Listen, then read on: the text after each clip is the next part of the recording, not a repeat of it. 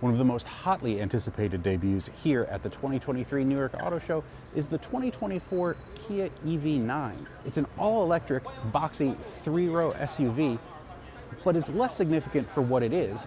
I mean, we've all seen three-row SUVs, than for what it represents, which is a shift for a mainstream manufacturer to bring an all-electric vehicle into what has mostly been, at best, a luxury space with three-row EVs.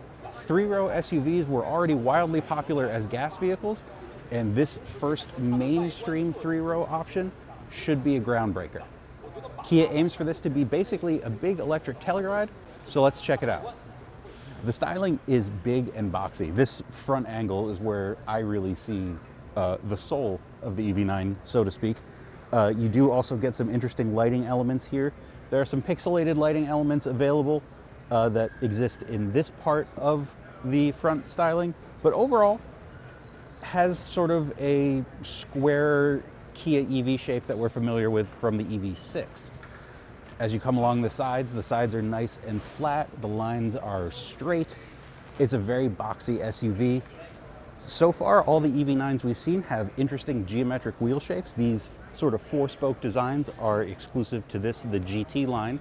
The other EV9 on this stage has its own fun geometric wheels. And along the sides, the lines are nice and flat. Normally, these door handles would sit flush for aerodynamic purposes. Good, straight, no real curve like a coupe-like SUV. Just good overall boxy SUV. And that's something the EV segment has been missing. The cargo area is refreshingly normal. I expected weirder, and I'm not sure why, given how much this looks like a normal SUV. Probably the only really weird, fluky bit here is this cover that covers up the power liftgate control. Not sure why it's there, but seems like an extra step. Seems like it'd be a pain if you're carrying a bunch of groceries, but I'm not a car designer.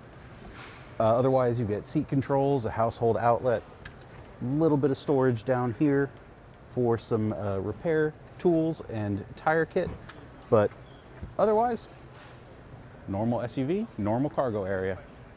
Now, regrettably, neither of the EV9s on stage is powered on right now, so we can't do a great demonstration of the interior. We'll have to rely on Kia's footage for some of that, but I do want to show you around and show you what's good and what's not so good. We'll start with the good. The control layout, the roominess, really good overall. You do have a gear selector up here. Gives you some nice extra leg room.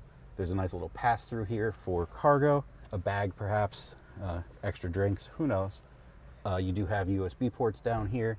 Physical climate controls, physical audio control, at least for volume. But then Kia just decided to get a little weird with it. So these here are haptic buttons that control the infotainment screen. So you have your home, your map, you can search, change your media, go to the setup, and when you press these, when the car is on, you get a little feedback, a little vibration, and then something happens on the screen. It worked well enough when I was in a vehicle that was on, but you know what else works well? Buttons. Buttons work well. Didn't need to change that. Overall, the graphics are pretty good when they're on. It's an okay interior. Kia says they're targeting sort of an ultra luxury SUV. I don't know that I agree with that. I think their target is more in the Telluride market. So for a gas vehicle, we're talking high $50,000 range as a loaded model. With EVs, that could be a little bit more. But the materials aren't bad. They're just not luxurious. They're nice. And fortunately, that materials quality and roominess does carry over into the second row of the EV9. Now, in the back, again, there are some slight roominess issues because we can't move things around. But overall, there's really good legroom for second row passengers. There's no clumsy center console here that can block access to the third row, so it also adds to the airy feeling with these captain's chairs. I have great headroom, climate controls here for the second row, climate vents up here, and if I do need storage, there's this movable console that slides out from the center console in the front into the back. Gives you some extra storage options. It's a nice little feature. I really like it. It takes advantage of the EV9 not having a traditional transmission tunnel running through the center of the vehicle. You can also get available reclining second row seats that sort of act like second row lounge chairs and give it sort of a limo vibe. There is still a third row when you have those though, so that can really compromise the space overall. The third row itself is compromised for adults of my size, so let's go check it out. Again, just because of the nature of the auto show, nothing's moving. I'm not trapped here, but I can't really experience this. But even with these seats moving and in a better position, I just don't have room back here as a 6'1" adult. This is where you would put children, kids in car seats, very small adults. You do get some nice convenience features, cup holders, USB-C charge ports, some extra vents up here as well. Headroom isn't so bad. It's really just the legroom. If you have passengers in the second and third row, you're probably going to have a negotiation of where the seats need to be for everyone to have some legroom. That's not really out of the realm of normal for SUVs of this size, so while it's not a deal breaker, it is unfortunate. Materials quality in the third row, unsurprisingly, takes a dip. It's not unusual for SUVs of this size to have that happen, but again, if you want the nicer materials, nicer surroundings, you're going to want to be in the second row or sitting up front. Unfortunately for the EV9, one of the biggest unknowns right now is range and charging. We do have some bits of statistics. It will be available in single motor rear wheel drive or dual motor all wheel drive.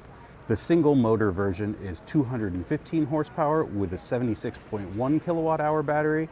The dual motor is a much more powerful 379 horsepower with 516 pounds-feet of torque, and the battery size is 99.8 kilowatt hours.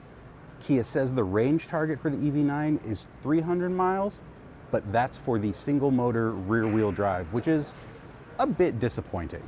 Most consumers buy these SUVs with the advantages of all-wheel drive in mind, and not getting that range except in a very underpowered seeming rear wheel drive version is a bit unfortunate.